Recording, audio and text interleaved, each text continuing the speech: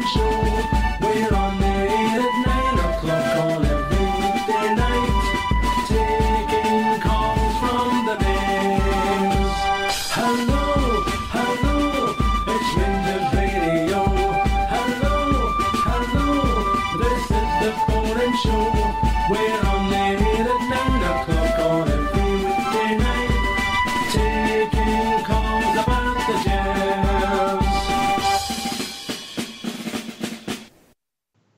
Hello, good evening and welcome. Welcome to Rangers Radio. Joining myself, Fox, here on the panel this evening. It's Bridgeman and Big Ulster. How are we doing, gentlemen? Hello, Ox. How you doing, mate? I'm keeping very well. Oh, can I say a big good evening to the guys in the panel?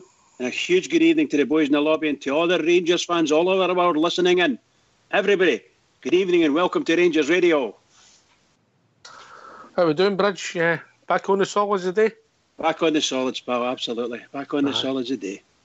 Aye. I'm all right. I'm just like, I've carried on for last night. Still no hair then, so you're a bit edgy waiting to hear what's happening with it. I don't know, mate. As I say, I think the devil will be in the detail. I think the both parties are talking. That's our information that Fox has sent me was the both parties are talking, trying to see what happens. Obviously, if they don't agree to the deal, we could end up back where we were. Or I don't know, mate. I don't know. But the devil will be in the detail, Big Ulster. Yeah, that's it. There's no point getting ourselves too hung about it tonight because, as you say, mate, we don't know what's happening. They're in discussions. We just got to wait and see, mate. And then when we see what the facts are, I'm sure we'll discuss it. What I'm disappointed about, Bridge, and I'm disappointed about the whole thing, but I'm disappointed for the Bears, the more that people on the queuing round shops and Wayne's getting took out the Ibrox and getting a strip, or their first strip. Some of them will be a lot of kids' first strip now because of what's happened in the last few years. That's disappointing me, mate. It really has. Yeah, I think that somewhere along the line our club have done, and shall we say, an enormous damage to our PR and credibility and finances because I think we're going to lose a lot of shirt sales on this. I really do. Particularly the one you spoke about, youngsters going over and get there, all the excitement that entails, And when the new ones come out, the youngsters would want the next one and the next one and so on and so forth. Whereas if they don't get the first one, well, what's the point, You know what youngsters are like. Hopefully, it can be sorted ASAP and we can move on and it's something else we can put to bed, Bridge, yeah? Yeah, absolutely, bud. Absolutely. I think everybody agrees with that, that's for sure. Hopefully. Ulster? Yeah, I mean, we just want to buy shirts for God's sake. That's all we want to do. We've got all the excitement with Stevie G and the team's playing well so far. Team's starting to gel. And we just want to put our colours on and watch our team. That's all we want to do. And unfortunately, as it stands, we can't do it. And we'd all got ourselves sort of prepared for this date. Like myself to buy the wee ones, the kits and all, since I haven't been able to do it. Well, I could have been able to do it, but I chose not to in the past due to the way things were. But unfortunately, that's not the case, mate. We just have to hold out for a bit longer, unfortunately. But it's frustrating. It is frustrating. That sums up nicely. Frustrating, mate. Frustrating. We'll see where it goes. Hopefully we'll hear something within the next 24, 48 hours. I was still hoping that peace could have broke out last night and somebody could come out waving a bit of paper, Bridge. Yeah, that'd have been nice, wouldn't it? Even a wee update, to say what they're doing. You don't need to go into detail. No, Bridge. It's happening, Bridge. No. Just get it done and give the detail. No updates. That just gets hairs running, mate. No business would give you updates when you're in negotiations, would they? Come on, you've got to be honest about it. You wouldn't have done it. I wouldn't do it. If they've stalled in any way, shape or form, the fans deserve to know. The business is going to do that. Ulster? Yeah, well, I know what you mean. You could probably can't have running updates as it is discussions between the both, but the sooner the better we know the crack, obviously, once everything's signed and sealed. I think it'd be good for the support to find out then. But as you say, it's hard to ask for running updates when they're in closed discussions. Because you'd end up knowing, or luck would end up in a courtroom again, probably. The problem with updates, but you might give something that's factual at the time and then it all changes and then everybody's like, well, you told us this. Yeah, there's a lot of truth in what you're saying. It's just a part of what also frustration. That's all it is, There's many, there's myself and among many who are very frustrated at this. And should have got that game with the dice. No, that one with the dice where you pressed it and it's fun. Frustration. Remember the game? We should have got that again with a game of that. You know, but it's been, as you say, frustrating.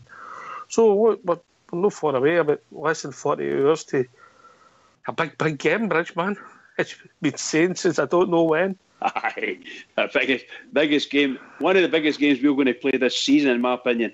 And if we get over this and get through, my goodness gracious, the world becomes your oyster and things start to open up again. That's you get 2 qualification rounds out of the way and behind you against no bad opposition, considering who we are. And the revenue. Absolutely. I mean, full hussies at home. I don't know how much that's worth to Rangers at the moment. $250,000, $500,000. Absolutely fantastic. You know, that's why I was asking you last night. Is there a split? And if it's you keep your own, what do you call it? Keep your own support or your own money's home game. Keep your own gate money. Just wow, you know. So if we can get a run in Europe at all, get some really big crowds in, get the club another maybe three quarters to £1 million, just fantastic. Just fantastic, because they're going to bloody need it the way they're going on.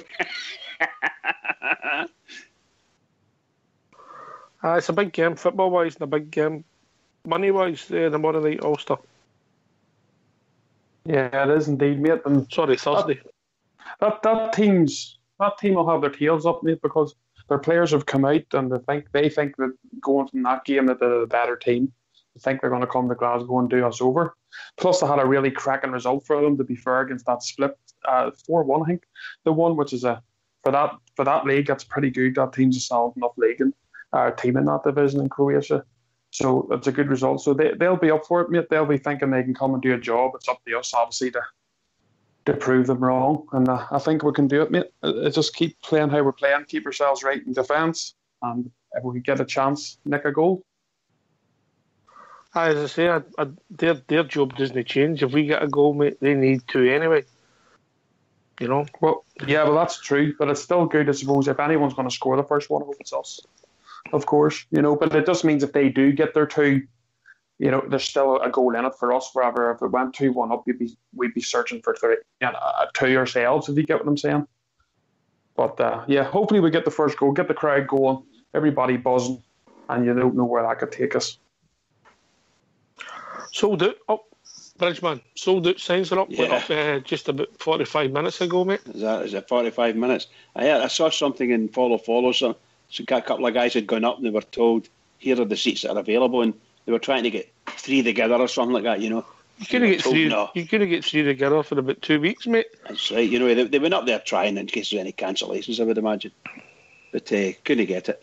But they bought single tickets, and I think the guy had said something to them like there's only about 20 left or 18 left, something like that, you know. Sold it. So that's just fantastic. Just sold it. This game sold it. The St Mirren game sold it. The fans are doing their bit, Ulster. Well, that's it, mate. As we always do, mate. That's what I'm saying. You know, it's got to the stage now where we're not surprised anymore. If there's tickets to be bought, we'll buy them, and that's just the way it is, mate. It's absolutely unbelievable. Foxy is always on the show, and he's always saying about the support and how fantastic you are, and no other club could have done what we've done through the years, and he's correct. And we're still doing it now, mate. And I think it's, especially we've waited this long for Europe. Obviously, we got it last season, but we'll not talk about that. But this is I'll take this as our first proper season in Europe because we're actually competing. And yeah, everybody's so excited, mate, and we deserve it because we've been a long time out of it. So let's enjoy it while it's there. And all of a sudden, Bridge, you could play this Thursday, and then you've got a game on Sunday, then you could be playing the following Thursday again. The fixtures start coming thick and fast. This is what we're looking for, and I'm not being funny when I say it. You're looking for the manager needs this type of thing, this continuity of football. They need to do it because we should have been playing continuity football 4 weeks ago, 5 weeks ago, but we weren't there. It just wasn't going to happen. So we need to be able to continue doing it, and it's obviously because it's a competition that you get to the next round and it gets more and more difficult, and we know that. But it also makes it we've got more legs in our game, you know. We're getting plenty of games and everybody's getting a chance and so on and so forth. Tough game on Sunday against Aberdeen. Absolutely huge game against Aberdeen, but once again. So providing we get through on Thursday, the momentum's there, the heads are up, and the confidence is there. We can go into the Aberdeen game and no fear. In fact, they'll be fearing us, I'm quite sure, They've got a game Thursday night as well. We'll see what it takes. They need to win that one, don't they? They need to win that game. Well, they need to score twice to get. Yeah. Well, they need to win 1-0. Obviously, if they can win 1-0, they get through. But obviously, that, as you said, we get big game on Thursday, then a massive game on Sunday. Yeah. Huge. Massive, Every game. Which is every great, single game. Yeah. But look, we've set ourselves up now. As a club, we've set ourselves up. We've got this fabulous manager with a fabulous reputation. And they can see, all the rest of the teams in the league can see just what Rangers are doing so far as playing's concerned. The improvements there, they can see it. They're bringing a lot of youngsters through, and they're playing really nice. But we can see really nice stuff, and we start scoring goals.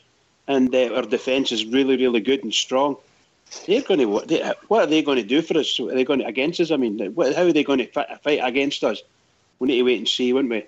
Because we don't have the weaknesses we had last season. I think I can see anyway, Aye. I mean, obviously, we're waiting for Ibrox Law to come back from Love Island. Once he comes back, we'll see what he thinks about the youth. But they had another good result. Our under-20s beat Newcastle's under-23s 2-1, mate. We're a very, very young side. Zach Rudden got the boy that Ibrox likes, Atakai. He scored the first and equaliser, and then Rudden got the second. And by all reports, the boy's done really well, mate. Playing against pretty much Newcastle's reserve side, under-23 side against their under-20s, mate. Bridge? Yes, I'm here, pal. And the boy Rudden, I thought the boy Rudden might maybe do us a turn halfway through this season because he looks good. All of them look good. I just hope that the young lad that was on the other night there against Wigan in the first half at centre half, I hope he's sort of soaked up the atmosphere, soaked up the game, maybe understood tried to understand a wee bit just what was happening to him and with him, and learns from it, because he might be an out for us as well if we lose anybody to injury or anything like that. Or in fact, maybe our manager can't get this fabled left-footed centre half that I'm looking for.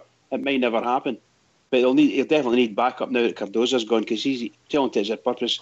He was the only recognised centre half that was available to us. Cardozo's gone, aye. That's a real interesting point. I mean, we only touched on it briefly last night. I see he signed for another team this morning, Ulster. Straight in, aye. You're Bridge, man. Oh, sorry, what? This is it. We've been trying to get him a club, and once he goes for free, he gets himself one. But then then again, that's probably why he's cut his losses, mate. I think it's a bit like the Herrera thing. Those clubs have obviously come to the players and said that they'll be willing to take them on, and obviously the players have went to the club and and said, look, if we're not part of your plans here, we can make an agreement just to cut this contract because we've somewhere to go, which is fair enough. So if we've got rid of him, mate, and some sort of thing that we didn't have to pay too much out, and he's off the books, and that's fair enough, because I think it's fair enough. He wasn't going to get a game. He didn't get a feature in any pre-season games. I don't even think he featured on the bench, and he didn't see very much of him the end of last season either, mate. So I think it's just losses that need to be cut. But also, did we get anything for him insofar as No. I don't mean cash in. I mean, are we still paying his wages, or did we come to an agreement with him? A mutual agreement. So maybe we let him go for nothing. Right. Hypothetically, if he gets to sign on and he keeps all the signing on fee, etc. Right, okay. So he's made a few quid, that's for sure. I think he might have got a payoff for us as well, mate. And we'll save money as well. I wouldn't be surprised, yeah. Anyway, we're going to talk about the players that have left the club and go through them and see where we take us and try and estimate how much we've saved, and if everybody's happy with the exit. I think we've been joined by Fox. Fox has sneaked in. How are we doing, Fox? Hello, how are we doing? All right, mate. I was listening to you talking about Cardozo then. I don't know if we're paying players off, mate. I think it's a case of we let them go, cancel their contract, and then whatever signing on fee they get from the clubs they're going to their pocket, mate. So I think we paid 1.4 million for him or something, didn't we? We've had a year's service out of him, no great service. So if we've terminated the contract, no paid him any cash, and he keeps his signing on fee, suppose that's a bit of a saving. It's a bit of a saving. If that's the case. He was never going to get a game under Gerrard anyway, so all right, I'm quite happy with that. All right, mate. How about you, mate? I'm fine, mate. All right. Well, people want to give us a call. What's the number, Bridgeman? The number's 0141 356 1972. Where else can you join us, Big Ulster? So is it rangersradio.online? You'll see a wee Skype link on there. So if you want to join us in the call, just hit the Skype link and Foxy will sort you out. You were going to say you can follow Foxy. You can follow. That's quite a hard job, mate. I've tried that a few times. I know. And what can I talk about the Fox? Anything to do with the Rangers. You've been joined by two callers there. Mount Vernon came in first and then followed by Gallant Pioneer. What was the second one called? Gallant Don't Pioneer. bite, Fox. Don't bite. Oh, he's breaking them in for Shergar and Red Rum Bridge. Evening, Mount. How we doing? See, well, I'm there. That blue shadow never stops mocking me in that lobby. I'm getting fed up with it, mate. How's that no a reasonable way to work it out rather than paying money about they get? I mean, Sonny Aluko came to Rangers, paid his way out his contract up there. We paid him it back on a signing on fee. You know, that's the way football works, isn't it? I think there might be he would have get some money, mate. If we're saving $1 million, he'll say you're going to save $1 million in wages, and I'm using that hypothetically. I'll take X to go, and I'll get my signing on fee, and everybody's happy. That blue shadow's phoning in now. I'm not answering them. I think. Can I come in on that? Because I feel that we'll get two callers. You're finished for the night. Two seconds. What? You've now got four. The young lad. You're finished for the night, Bridge. You're finished. Hurry up. Go on then, hurry up. Get out. No, I was just going to say that it doesn't matter, it's gone, the trail gone. I was going to say something really nice to it, never mind. It was for Foxy, you know. It'll come back to me, I'll get you after. Oh, if you've something nice about me, mate, just carry on. I can't remember what it was, I've lost the trail of thought. I've lost the trail of thought, sorry bud. Anyway, back to your callers.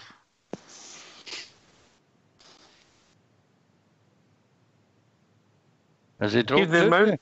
Evening, Mount. Good evening, guys. How's it going? Evening, everybody. All right. I don't think you and Blue Shadow have ever been on at the same time. This could be good. Evening, Gallant. Evening, guys. How are you? How we doing? How you doing, Mount? Obviously, we talked to you briefly last Thursday. Yeah. How you doing? How you think it's going? Are you happy with on the park, shall we say, and about your views of what's happened off the park in the last few hours? Yeah, listen, it's 5 good games we've been playing, guys. We no conceding. We look strong at the back. Just very, very impressive going back and going forward on and off the park. Off the park, to be honest with you, nothing new there. I know it gets Bridgeman excited, all this stuff, but for me, it's just good to be talking about the football, Hawks. We've got a massive, massive European night on Thursday. It's going to be 50,000 bears there. It's going to be absolutely rocking. Sold out, mate. That's it, mate. It's going to be rocking. It's season nights. It's all about being a Rangers fan for me. Know the crap with Mike Ashley. To be honest with you, to be brutally honest, to be a wee bit controversial. I just think we've got so much positivity on the park, guys, that maybe perhaps let the board get on with what they've got to get on with in regards to the commercial dealings. But no, I just very, very positive, Oxford. We've got a full bus on Thursday night, and we've got a bus going up to Aberdeen as well. So It's all very positive. You'll be doing well if you followed that bus up with tickets, mate. It's away no, tickets. It's just that's a different debate for a different night, I think, big man. it's a whole show. A whole show. on its own. But as I said, it's a few teaming up. We're teaming up with a few buses, but as I said, mate, it's very, very, very positive for me. That the Bridgeman needs to get on that train because he's on the train, mate. Listen, he's conducting us, isn't he, on that train? He went and dug out his Casey Jones hat. No, it's very, very positive, and it's good to hear. Just on the touch as well with the other callers, Gallant Pioneer. It's really good to hear for somebody like that over by as well. And we've got Ariel Stern, but great first time caller as well. So the show's gone strength to strength, and the club's gone to strength to strength. So what more can you want, big one? You know. Right. How we doing, Gallant? Yeah, mate, doing the best. On yourself? I'm all right, mate. I'm all right. Good. I think the news with the ground being sold out is fantastic, as well as brilliant. Good to hear. And I think the next goal in the game is crucial. Obviously, if they were to score first, mate, we're under a bit of pee, yeah? Yeah, big time, mate, big time. So I'm hoping we're not too nervous. We don't sit back too much. Obviously, I want the game to be tight. First 15 minutes, make sure we don't concede. It's vital we don't concede. But obviously, I would like to see the boys coming out first, second minute, absolutely destroying them. But do you think we'll be better for? Obviously, we were there a bit further down the road than us in games and that. The Croatian team. But do you think we'll be better because we've had another week's training, we've had a friendly in between, so we'll be that bit more mileage in my legs, Gallant, that will help us improve. You've got that game against Wigan, which we discussed last night.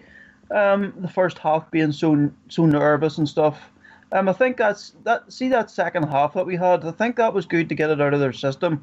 With being so nervous in the first half, they can sort of see what happens when you do get nervous. So I think they'll be well fired up for it. So I don't think the nerves will come into it. I think they'll come out, they'll see the Bears going absolutely ballistic. The roof will be taken off the place. The sound will be absolutely ramped up. And if I'm sitting here now and I've even got goosebumps even talking about it. I can only see them going out there and putting out a good positive performance.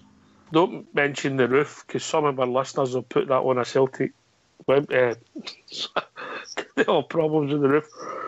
Again, listen, you mentioned something there about nerves and that. I thought our problem in Sunday, Bridgeman, was possession of the football in the first half, mate. We were sloppy in passing.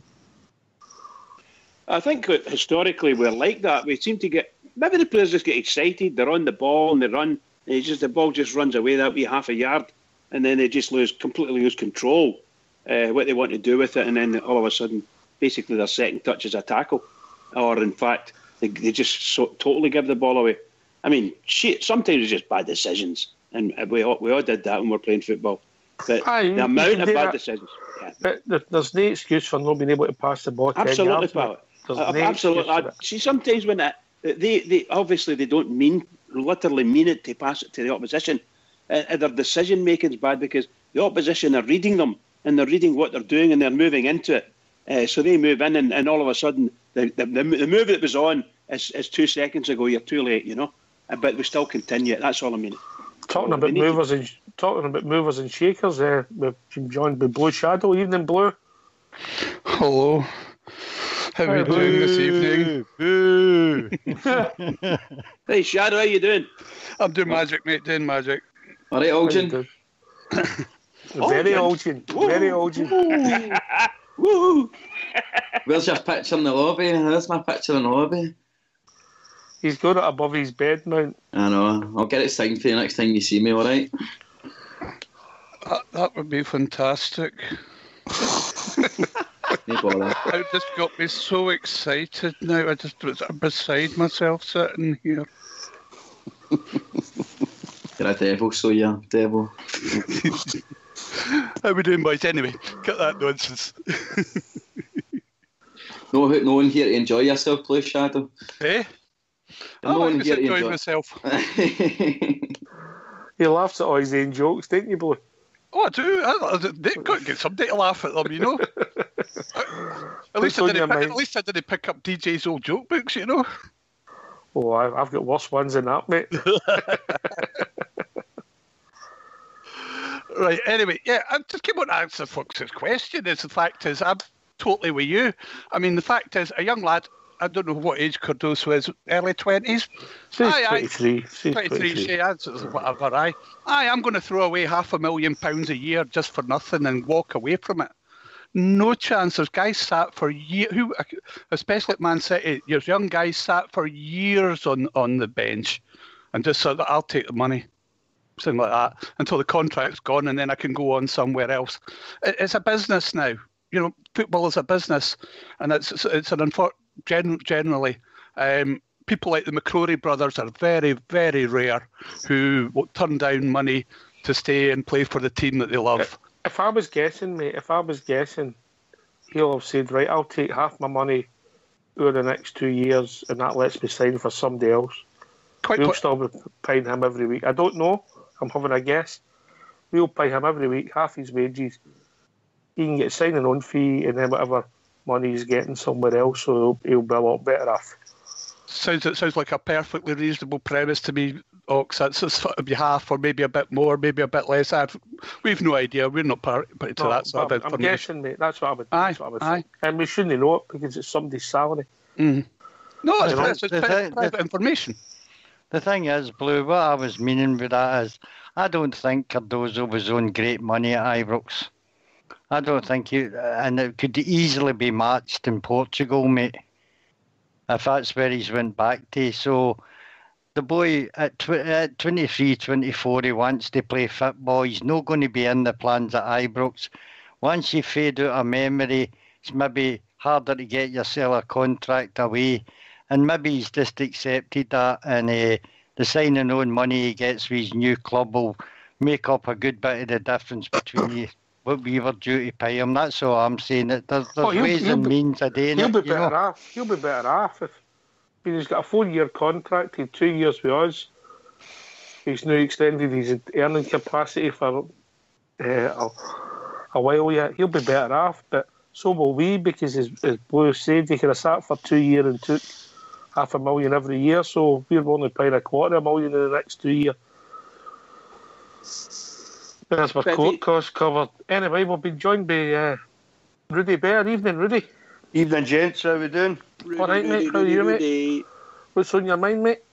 You're talking the Cardoso thing there. I think it was obvious he was going to go, really, wasn't it, Ox? I mean, he wouldn't feature in any of the friendlies, he wasn't at any point on the bench as far as I know. And if I've got him off the wage bill, I mean, there might have been a payoff there, as you say, but if I've got him off the wage bill, well, I saved money anyway, I think, did he have another year to go or something? 2 years. 2 years. Well, there you go then. So if I've got him off the wage bill, it's possibly a good bit of business, isn't it? Another failure like coming under Pedro. Is there anybody left for Pedro apart from Candeias, is that it? I think it is only Candeias, isn't it? And he probably... Jack. He was signed. I think he was signed. Anyway. Did Morelos not bring him in? Morelos and Dorrans. I think Dorrans was the same, mate. Yeah. Dorrans was coming in. But Morelos, I suppose, we know that was Jonathan Johansson that put us onto him. I think as far as Pedro signings go, Candeias is about the only one that we've had any success with. He's only about the only one of them that stepped up and played for us. You look at the others. Wow. See what you done there, Rudy. That was quite smooth. See, when you think about it, guys, in the sense that when you think about Pedro Caixinha being the manager to Steven Gerrard in the manager's dugout, you just go, wow. It's crazy. Sorry, Oxia. Sorry, mate. Oh, carry on, mate. Mate, don't get me started on Caixinha becoming our manager. Snake oil salesman. Oh. I think the thing with Pedro is he could certainly talk a good. He could talk a good job, couldn't he? You know, he certainly talked himself into the Rangers job, and it's like lots of players said at the time. If you've got to Google the Rangers manager, he's not a Rangers manager. You know, you certainly don't need to Google Steven Gerrard. You know, everybody. It didn't work for me. I couldn't spell his name. Can you see his name? It took me a while. You know, it took me a while to get used to it. You know, so anyway. And then after that game last year in Luxembourg, I called him a few names. You certainly did that. I think when he was standing in a hedge arguing with Rangers supporters at a fence, I think it is when I went, nah, this guy isn't right for us, you know. But sorry, no, I just. Whoa. I would have bagged him there and then personally. Oh, aye. I'm not talking about hindsight. I'm not talking about what happened after that. I'd have still done it there and then because of the way we ended the season. It was never going to end well. Anyway, we move on and we've got Steven Gerrard, MB, who's cleared the decks, Fox. So come on, Mr. Fox, who have we get ready? God, we'll get rid of that many. I couldn't name them all. Starting for the goalkeeper. We moved on young Lindsay, didn't we? Kelly. Liam Kelly, aye. Liam Kelly went and then on to the defenders, Alves. Cardozo. Bates, aye. Fullbacks. Your favourite Oxford, Russell Martin? He was newer player, but he just... Oh, God, thank God for that. I gave him a 4-year contract. I forgot about him too. Thanks for that, mate. He was arguably one of the worst I've ever seen. Dreadful, so he was. Couldn't he header a ball? Couldn't he kick a ball? Garbage. Just remember, there's quite a few on. Just keep it easy. Right, so midfield, Ulster, midfield players, come on. That's 4 so far. Midfield, who's away? Trying to think. Midfielder Holt's away. Yep. Pena's away. Yep. I think who else? Herrera. Dodo. Striker, isn't he? Harry Forrester.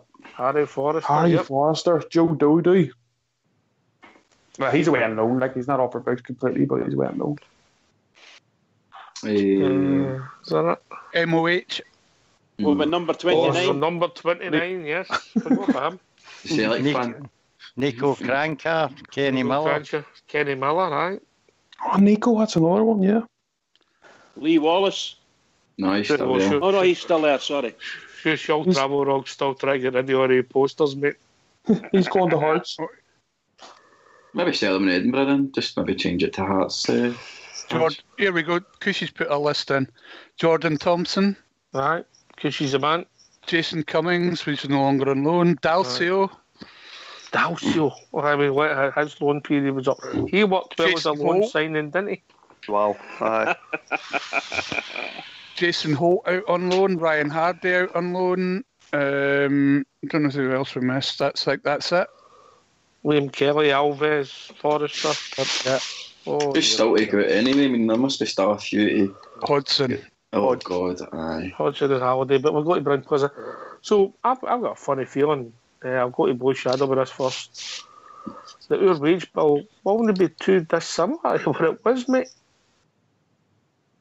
I don't think. Excuse me. I don't think it can be. No, I think. I think it will. I don't think it will. But we brought in a lot of players, and remember, we haven't got a lot of the likes of Pena. We're only getting about 30%, 33% of his wages or something paid. So that, and I think there'll be a few payoffs. So although the wage bill may be the same, I think we're a bit down on the old cash front as opposed to the same point last year. Aye. I mean, it was an expensive lesson. Pedro Cachina, Mount Vernon. Guy was a weapon, to be honest. Just don't even know. Honestly, Wesley, I just, I just. Don't mention weapons when Bridgman's a bit easier. I know he's looking for his chip. I know, but it just. I don't even know what to say about it. Honestly, I know this thing's daft, right? But honestly, I don't honestly know how that guy still got a job in football. Never mind as a manager. Do you know what I mean?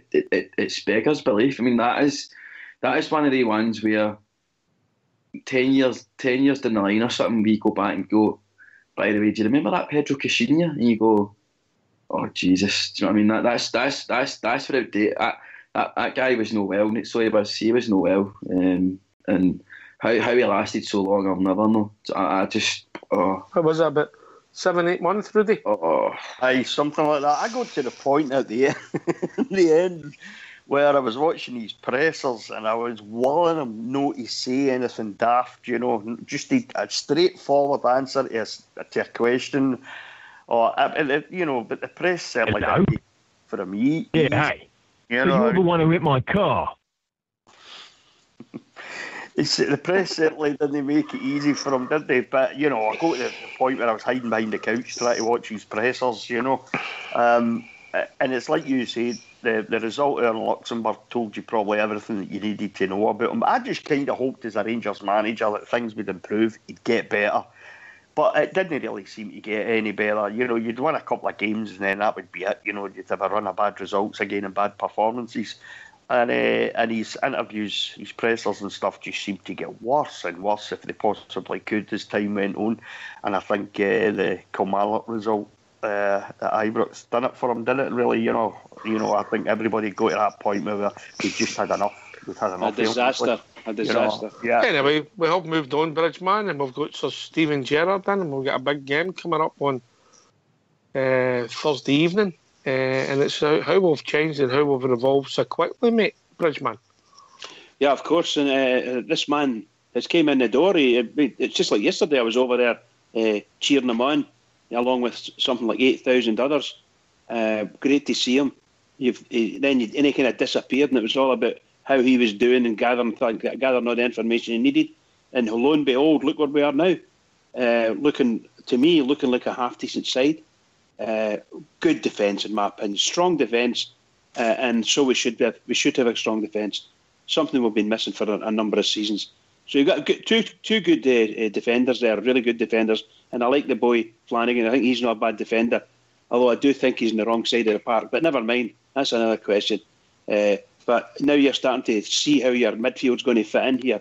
How your defending midfielders are going to work, how your attacking midfielders are going to work, and so on and so forth. Can they interchange, and so on and so forth. And now we gave this boy Morelos a hell of a time over the what shall we say, the tail end of last season and up to last week, and all of a sudden he's turned it around, and there he goes. He scored a smashing goal for us the other night. Marvellous. All right, mate. Gallant. Bridgman's pointed out really, but defence has improved, and for me, power and pace at the back. So we can then play 10 yards further up the park, which makes the gap between the midfield and the forwards, the defence and the forwards, shorter for the midfield and helps the midfield out. So the whole team gains for that, mate. Of course it does. It makes it easier for us to play the game that Stephen Gerrard likes to play, which is the pressing game. It doesn't give us as many yards to cover in the midfield, and it makes it easier for the likes of Morelos to come back and tackle as well, where he's not having to run back 100 yards, 200 yards to just try and chase a ball and then try and get up again to catch the ball up. So no, it makes it perfect sense to have the defenders who are quick on their feet.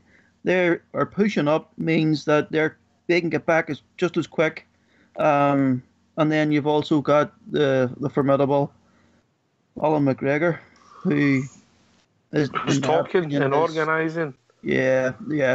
His organising is second to none. It's brilliant.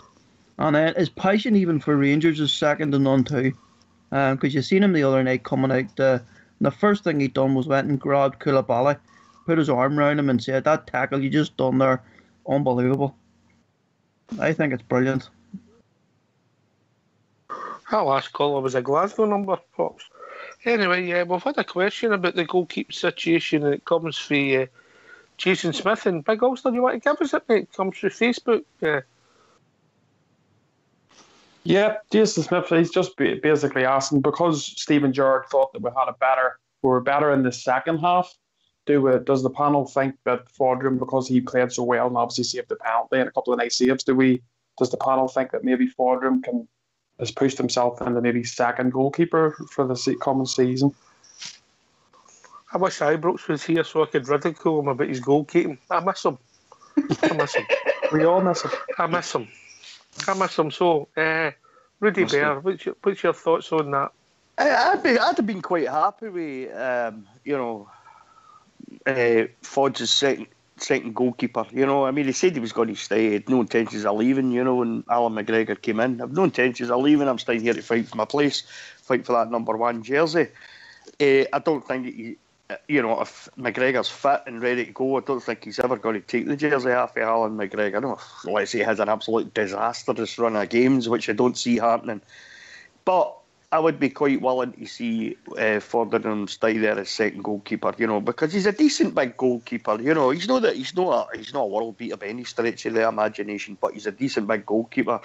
And there was times, I think I mentioned the Aberdeen game last season when we beat them 2-0 at Ibrox. Last 10 minutes, he pulled off 2 or 3 worldies, so he did to keep us 2-0 up in that game. It was a brilliant performance, I thought. But then you see the other side of him, where he has a bit of a head stagger, and he seemed to have a problem getting down to his left quickly, especially, for long shots and shots well outside the box that you would expect any goalkeeper to be able to deal with easily. Fudge just didn't seem to be able to deal with them very well. But Alan McGregor, Bridge, he can dive to the left and then he can dive to the right, Bridge, can't he? And he's quite busy at night as well. Carry on, Rudy, sorry. So I'd be quite happy to see him there. I'm actually quite surprised to let the boy Liam Kelly go. Because, I'd read loads of good stuff about Liam Kelly. I'd seen him a couple of times, really good. Contract was up, mate. Didn't want to sign a new one, so there's nothing you can do about it. Can't keep him if he doesn't want to stay. He doesn't like welcome. Maybe didn't want to play for our club. No, it's a possibility. I mean, we've got Jack Hannick there as well, obviously, haven't we? I don't know about Jack Hannick, But luckily enough, we've got Alan McGregor as the number 1. He will be the number 1. It's as simple as that. There's no doubt in that, But there was lots of rumours about Fordringham leaving, so we'll just have to wait and see. I mean, we've got about 4 weeks of the transfer window left, so, we'll wait. England stops, and when's that stop? Next... 9th. The 9th. About a week's time. Next Thursday, actually, isn't it? Thursday, aye. Aye, next Thursday. I'll take us through the panel. We'll go to Fox, then Blue Shadow. I just think it might have put a couple of quid on Fordringham's transfer. I thought he might. I still think he'll go Fox. I think he'll stay, mate. I don't think it's any bad thing to have one really superb goalkeeper and 2 above-average keepers as backup, mate. But I think having 3 goalkeepers is a sign of a good, strong squad. I'm quite happy if he stays. I'll also be happy if he goes and we get a few quid for him. The boy will do what's best for himself, mate.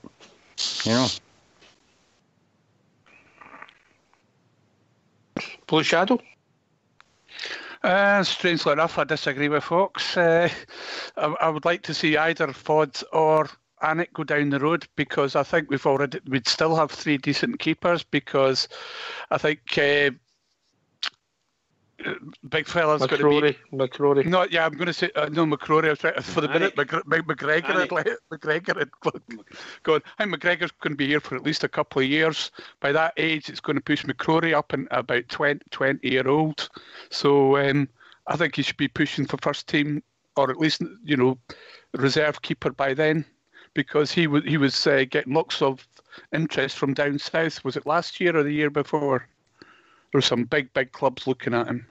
So everybody was looking at the 2 boys, mate. Everybody, So I think I think he's going to be the one that replaces McGregor long term. All right, what were your own views, Ulster? What would you do, or what's your thinking? I think Fordham's would be a good backup, mate. But I think he's at a stage in his career, and he's a good enough keeper that he could probably go on.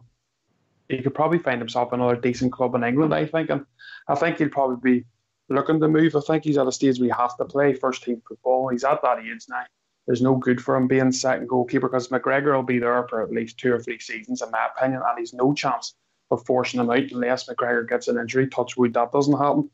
And I think he's probably our most sellable asset as a goalkeeper. So I think it would maybe make sense for both parties to make a few, a bit of money, have Alan Wickler maybe for a season or two, and as McCrory gets better, then he can step into that role as second or third,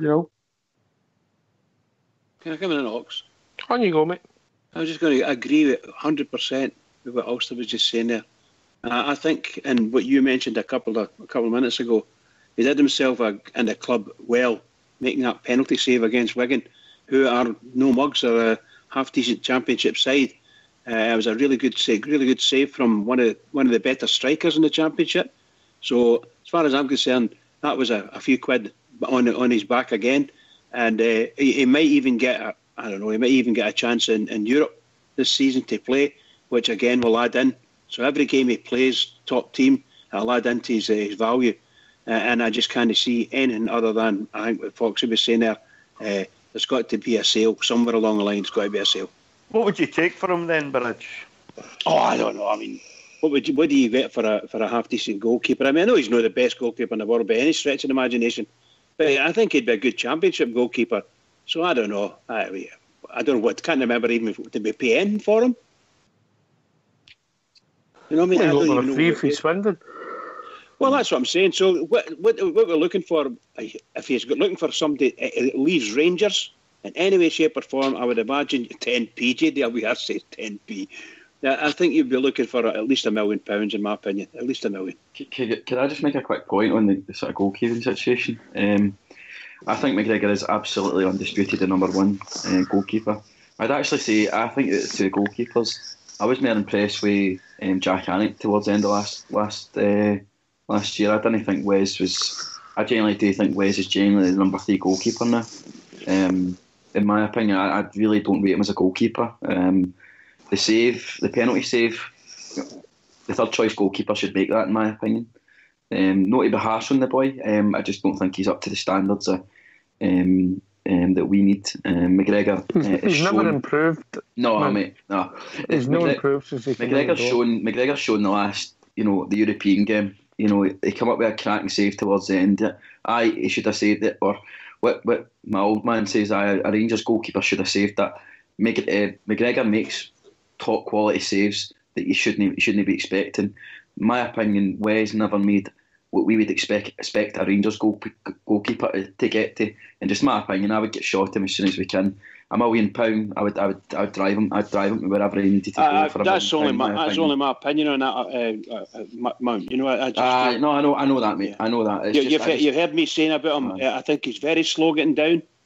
Don't get me wrong. There are games when he's played fabulous for us, particularly against Aberdeen a few times. So, but in general, I find that some of the goals we've lost. To me, it's been down to him.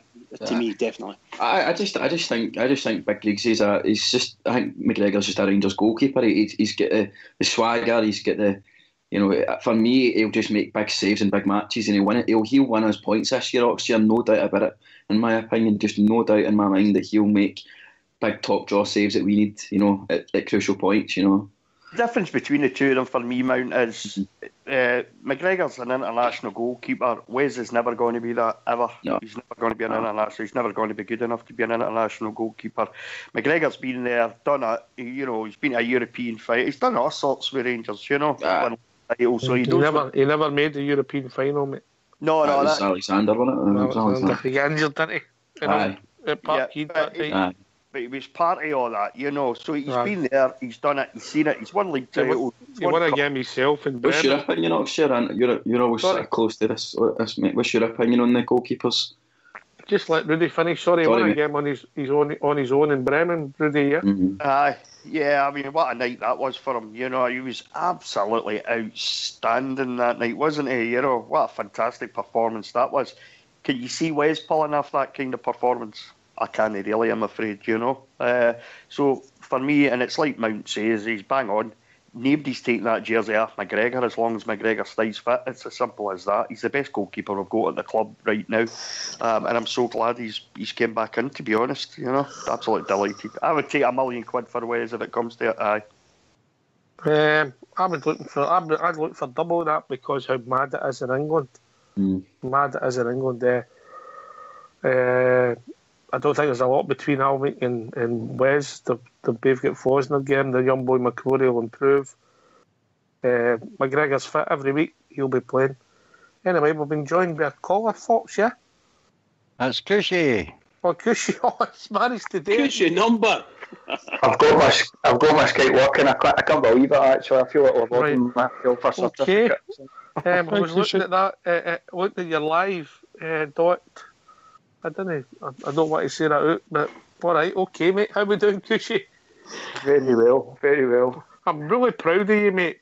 Everybody put their hands together for Cushy, who managed to download Skype. Everybody gave around the applause. On yourself, big man. Beat the drum. Welcome to the first century. Cushy, what's your thoughts on the goalkeeping situation? I thought I'd heard a few rumours back at the tail end of last season that Fod had played his last game for us, and then he wasn't stripped after I'd heard that rumour. So I was really surprised that he'd actually that he was actually even back as a substitute in that game there, because I felt given that he'd played his last game for us, so hopefully. I felt we were trying to get rid of him because we hadn't been playing him. We brought in McGregor. Arnold was playing, and it looked as if he was on his way out the door. But it may well be that we've had nobody's come in for him, which is a little bit of a surprise because I don't think he's the best goalkeeper in the world, but I certainly don't think he's the worst. And if we're looking to sell him, I would have thought we would have been able to do that. But it may well be he's put himself in the shop window by having a save against Wigan, and maybe somebody will be interested in him again. I don't think there's much between Alnwick and Fod, to be honest with you. I've never thought there was, and it always kind of surprised me a little bit that Alnwick didn't get more game time. But I'm delighted McGregor. I think he's head and shoulders above both of them. And if we were to receive any offers for Fod, I'd be more than happy with Alnwick as a backup goalkeeper. I think we're all pretty much singing off roughly the same hymn sheet, yeah? I hope that answers Jason Smith in the lobby, Ulster, and Facebook, yeah? Yes, thanks very much for the question, Jason. We got a good wee bit out of that. Cheers, Jason. Thanks for the question. Thursday night, go to Cushy first. How important is it? Do you want us to carry on Thursday, Sundays? Or would it be a disaster if we didn't go through? If we get beaten Thursday, do you mean it didn't go through? The whole. Let's just say we go through on Thursday, we go to the next round. Is it the end of the world in the big scheme of things for us? It's not the end of the world, but I think the way the draw is potentially going to pan out, that we have a reasonably good chance of at least getting to the playoff round before the actual group stages. So I think from that perspective, it would be disappointing if we were to lose a 1-0 away lead and at home at Ibrox, and crash out of Europe, before we've even started the SPFL. So that would be disappointing. But if probably someone was to say to me what game would I rather win, it would definitely be Sundays. That's the point, mate. That's the point. It's a difficult call, Blue Shadow, but the finance getting the group stages would be tremendous for us. It wouldn't be in the business plan, like a lot of things at the moment. But it'd be great for us financially, but I don't know if it's ideal football-wise, boy. At the minute, getting to the group stage of whatnot, I don't think it would. Well, right. At the minute, I didn't think it's a. I think it's. You sounded different there for a while. Right. I did. I know you've been doing impersonations, mate. You're getting quite good. All the years doing in England, you're really a Scouser. I love it. Sorry. That's all right. On you go, boy. Where the hell were we on the The group stages.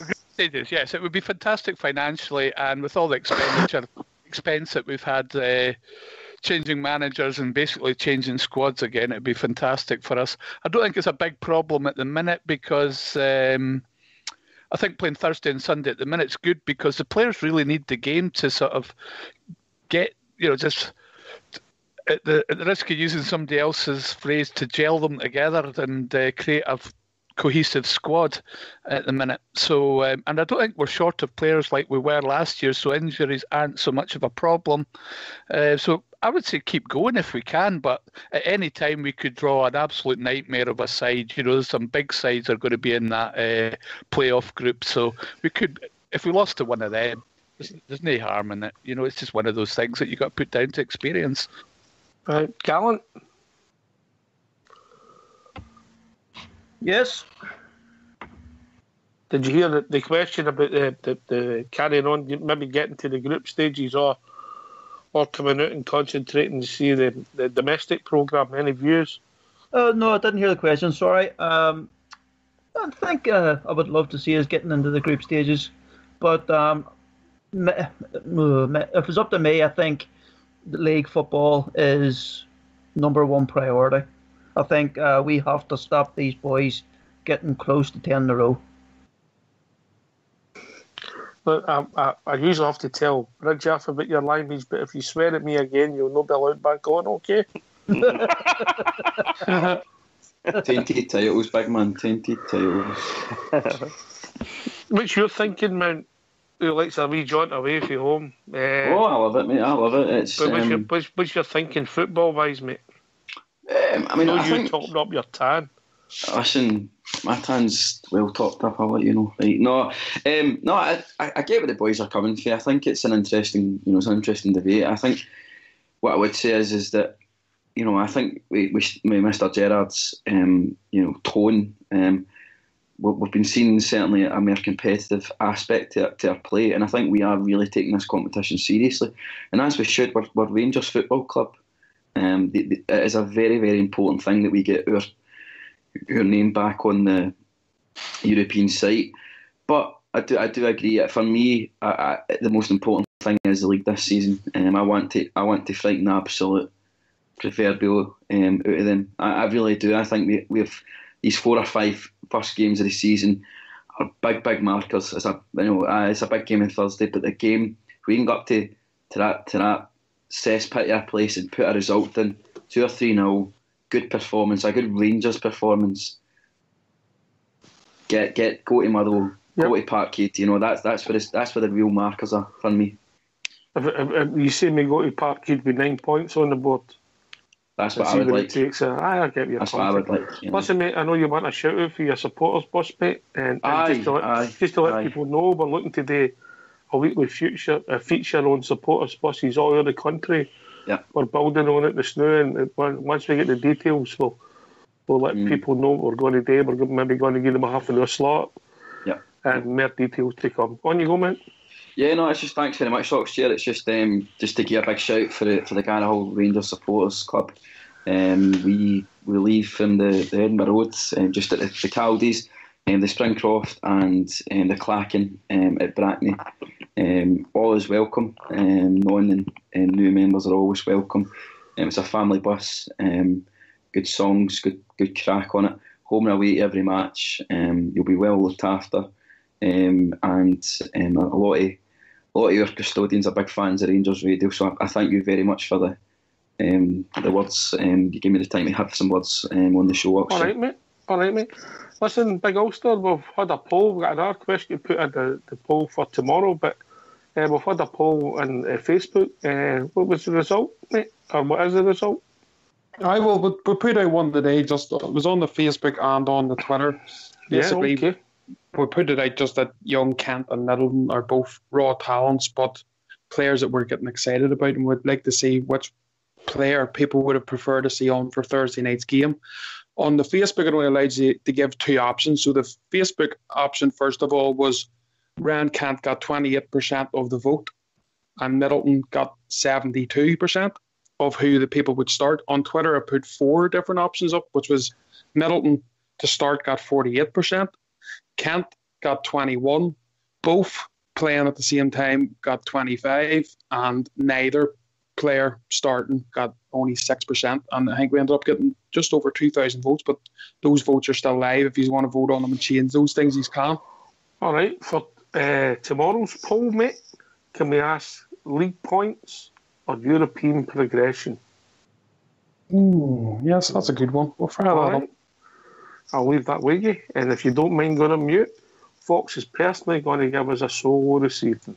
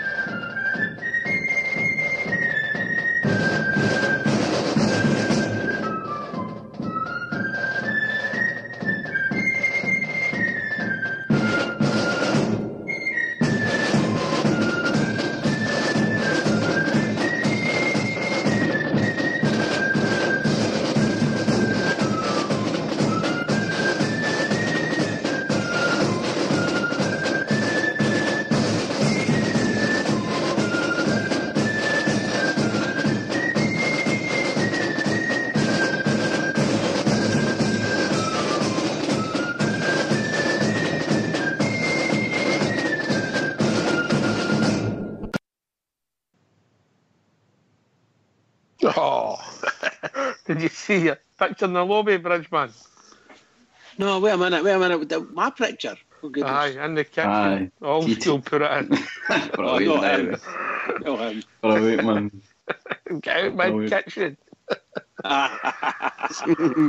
Ox, can I come in just for 2 seconds? Of course you can, mate.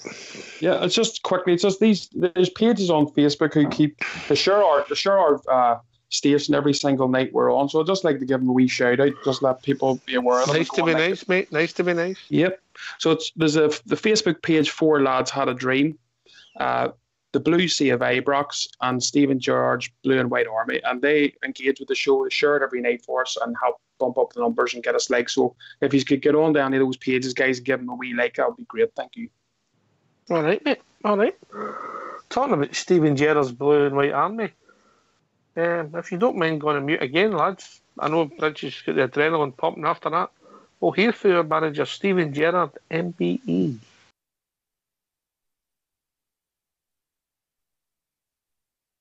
Test for us. I think it was the right opposition on the right level. You know, they're a championship team now, and we knew they were going to be physical and give us the challenge that we needed, especially ahead of Aberdeen. If you're thinking about domestic games, it was also a good opportunity to swap and change a few people, give people some game minutes, and also protect a few people as well, because we've got 2 games in 4 days on the horizon. So really happy with the results, really happy with the second half performance.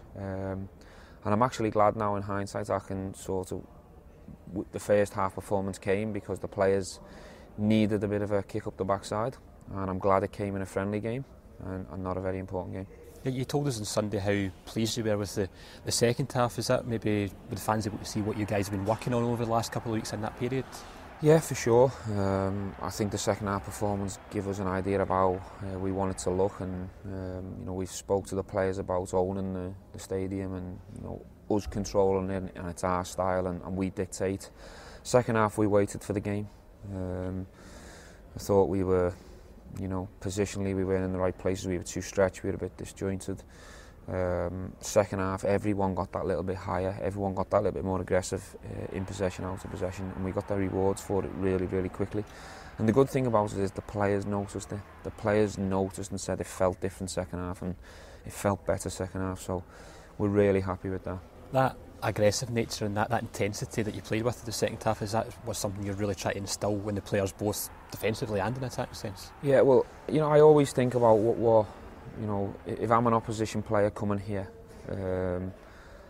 what wouldn't I like? And I wouldn't like an aggressive Rangers team. I wouldn't want a Rangers team that's right in my face. I'd want time and space, and I'd want it to be slow, and I'd want me to try and control it. But I think if we play with that intensity and that speed and that aggressiveness, we'll make it very uncomfortable for teams. And once we get used to it and it becomes our nature, that's when we'll find consistency.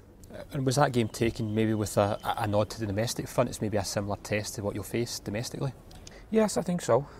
It's very difficult to judge teams from England to where they are in terms of Scottish teams, but we don't think it'll be too dissimilar. We feel that Wigan would more than capable be a challenger within the SPL, certainly in the top 6 positions. So it was with an idea of what we're going to be coming up against. Thoughts? Yeah, I think when you look at the Wigan game, the first half is the way that basically doesn't want it, and then the 25 minutes in the second half is what he's looking for. The high intensity, the quicker passing, in the face of the Wigan players a bit more. Whereas the first half was a complete non-event and had a bit of a pre-season friendly just written all over it. So. The difference in what you guys touched in Pedro earlier on, and the difference between Gerrard and Alex Pedro, even when he's talking in his interviews here,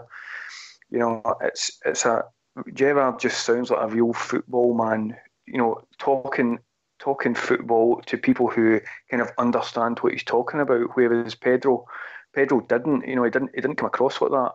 So I think he's. Too many times, I think in the past, we say, the manager talks well when he's in front of a microphone, and we're trying to give them kudos for it, which is fair enough in today's modern, kind of very media orientated society they find themselves in. But I think Gerrard just talks football. It doesn't talk a good game. He just knows his football, and he talks his football, and he knows exactly what he wants from his team, and it's really refreshing to hear. Honest as well, Cushy. Well, I think he's on it. His assessment. Yeah, absolutely. He wasn't happy with what he's saying. He said after at half time in the Wigan game that don't wait for me to give you a ball. I can get out there and just do it. And he's absolutely right in that. He's got the players have got to take that on board and realise what the manager is trying to instill in them from the get-go. And we do want Ibrox to become a fortress again. We do want teams to be, worried that they're going to get tanked when they come to Ibrox. And we've not had that for a while. And the only way we're going to get it back is if, he's right. We're aggressive. We get in their face. We don't give them time to pass the ball. And have time on the ball to dictate the game the way they want to play the game. We have to play the game the way we want to play it if we're going to make any kind of inroads in terms of how we're playing this season. So he's very honest. As I say, he just talks football, and he sounds like a football man that knows his football and just talks absolute common sense. Touchback. Yeah, I agree with Cushy there. It's just the guy oozes class, and he speaks a lot of sense. It's not shall we say, we've talked about something similar on here again many times. It's how he's going to instill his philosophy into the players and what he wants to see. How is he going to do it? And sometimes it's going to take a wee bit more than just a wee talking to. He's going to have to maybe a bit more forceful in certain things. But my goodness gracious, Cushy's right. You know, the first half wasn't that great in a couple of senses, but the first 20 minutes of the second half, 25 minutes, what a difference! What a difference! So the man is saying, well, how does he kid on or pretend that they give each other a bollock, and he needs to get that into them, because when we come out, as I said, we've talked about this game on Thursday. When we come out and immediately, the first 20 minutes immediately, if we're on our back foot, then we could be on the back foot for most of the game. We need to watch what we're doing. We really need the team to be up for everything. We're Rangers. We need to be up for everything, home and away. We've got a long way to go yet. I'm not kidding on. We've got a long way to go, but we've got quality players that can do it. He knows that as well, Rudy Bear, didn't he? Then Ulster. He certainly does. I mean, he's left them under no illusions exactly how he wants them to play. We can see, some of the games that he's played under him so far, what he's trying to do, and it's incumbent upon the players now to get it. As he said, Cushy pointed it out there, he said to them, they said after the game against Wigan, don't wait to half time to get a bollock enough of me. Start at the beginning of the game, and get on with it. So it's incumbent upon them to take on what he's telling them, what his coaching staff are telling them on the coaching ground, and to take it into games. They know how they're supposed to play. And if anybody doesn't come up to that standard that he's looking for, that he's wanting, or a way of playing that he's looking for, then it's bye-bye then. It's as simple as that. He'll just get somebody else in that can play like that and play the style he wants to play. I love his interviews, though. Dead straight to the point. Honest as the day's long for me. Belly yourself, Rudy. Belly yourself. Well, there you go. But, class. The man just absolutely oozes class, and I'm so looking forward to this season. Can I just make a point about the thing about the European thing and the league thing? Because I never go a wee quick say on that. See, the difference for me, the thing for me is the league is the bread and butter for us as a club. That, for me, is the important thing. I'd be disappointed if we went out either on Thursday night, or I'd be disappointed if we went out in the next round. For the simple reason, financial side of the whole thing for us, we could be dealing with the financial, the money coming in, extra rounds and stuff like that that's no budgeted for. That would be great. For the European interest, it'd be fantastic to go further. But you know what? See, for me, and it always will be, Ox, it's the league title for me that's the important thing, All right, mate. All right. Bread and butter. Always food with you in it. Nice bit of smoked ham on it as well, Mustard? Oh, a wee bit of mustard, obviously. English? Oh, no, definitely a wee bit of French mustard, mate. Oh, you. On you go, Ulster. Your thoughts on Mr. Gerrard? Oh, I just think everybody else. I mean, he's fantastic. He's honest, as everyone says. He just comes out and tells it how it is, and he's telling the support. And I think he's right. It's good to get that slow start in the first half of these Wigan over with, because if you start slow, say on Thursday night's game or in the big league games, you can find yourself, say, 1 or 2 goals down, and it doesn't really matter how you play in the second half because the game could be lost by then. So I'm glad that he's focusing on that now. And people say it's only a friendly, but he wants to get that out of our team. He wants them to start from the beginning, and that's why he wants them to move forward. And I think that's fantastic. And as everybody's already said, the guy is so impressive. It's just unbelievable how good he's doing so far. So just got to wait and see how the season comes. But so far, very impressed. All right, I'll start off with another question for Facebook for Billy McGaffin. And I'll take this to Blue Shadow, then Mount. On you go if you want to give us it. Yeah, he's just wanting to know what the panel's thoughts are and what numbers we still need to get in. What positions would you like to see filled? And do you think we still need another striker? All right, Blue Shadow, then Mount, then Gallant. Absolutely, mate. I think we need a striker more than we need anything else. Even with Sadiq seem to put in a decent performance, and Morelos seems to be hitting form again. Particularly with Morelos, that can switch round in an instant. Apart from that, we've only got Weezak Grudden, but we've only got mate. no. He's weirder than me. young Zach Rudden, then, shall we say it that way. So I think we need another striker, and I'd like him to be, one of these guys who's a predator. Not like we've got Sadiq, we've got Morelos. We need somebody who sticks the ball in the back of the net and takes the knockdowns off these guys, or the balls that break loose. So that's for me is our number one. Should be our number one signing. The other one that I think we need in is a centre back. I get that, mate. I think young Bradley and Wilson are not just quite there yet. They might be come on in the second half of the season, but I think we still need another one. And I wouldn't be too disappointed if we got in somebody who was a bit older with a bit more experience. But I don't want somebody in 34, 35, year old. We've had enough of that. We've had that 2 or 3 times, and it's no work for us. So we've got to have somebody late 20s, early 30s at the very latest. See the striker you mentioned, Blue, before we go to Mount, for the question, then Gallant. But would some people know say that Jason Cummings fitted that mould? I've got my own view on Jason, but would some people know say that that's the kind of player he was? They might well have, but I think it was the other parts of Cummings' game which let him down in terms of from a Steven Gerrard point of view, where the other parts of his game that would fit in with the total football, for want of a better phrase, that Steven Gerrard likes to see a player. To put, the chasing down, the pressing, and all the rest of it. He tried, but it just didn't seem to be there with Cummings for me. All right, mate. All right, fair enough. Mount, then Gallant. I could give you some specifics. I would like the boys Solanke from Liverpool. Top quality in my opinion. Proven goal scorer. Centre half wise, I think the boy Jake Cooper from Millwall. I think it's a must. I would maybe like to see a wee bit of. It's maybe a bit of luxury, but I would really like to see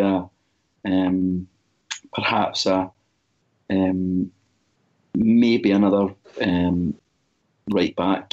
It's just as maybe a left back. Sorry, a left back. Just would like a wee bit more cover just there. I just think I'd like a sort of a wee bit more cover there. I just think Declan Jones maybe not up to standard in my opinion.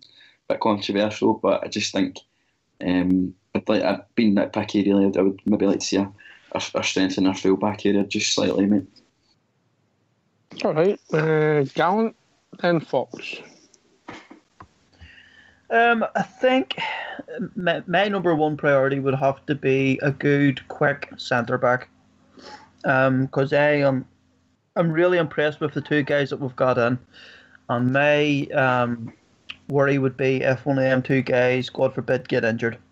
I think we'll have to have another one in, because I just don't think the 2 young guys are just not reading the game just right for the men's professional game at the moment. I don't have any problems with them in the junior game.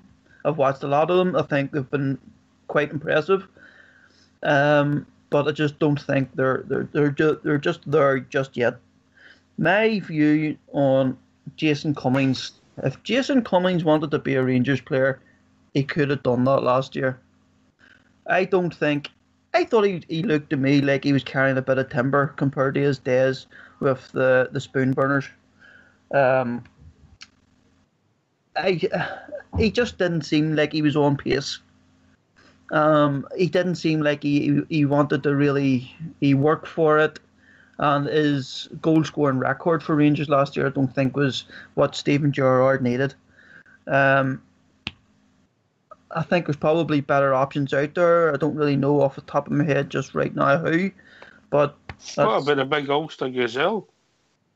Oh yes. Oh, definitely would take him. Is that a nepotism thing or based on football, mate? No. Oh well, I don't like him for what he done on his last term for Rangers. Right. I believe there was circumstances behind that. Yeah. I wouldn't like to put them out there, but I believe there was circumstances. But on a purely footballing base, would you see him as good cover? On a footballing base, the guy, he knew how to win important games. He knew did he finish 3 seasons with us, and he seemed to come alive in the last 6 games of them 3 seasons that we won championship. Big George Logan called him a daffodil because he never used to commit to March. Well, I would tell you, see, if that was his case, I would send him on holiday and let him come back in March. All right, as long as we win the league. Guarantees a title, I'd take it. All right, Fox, what's your thinking, mate, then? We'll have a wee word with Bridge about this. Well, Lafferty seems to be the target at the moment. I wouldn't mind him coming back. I think he offers us something different.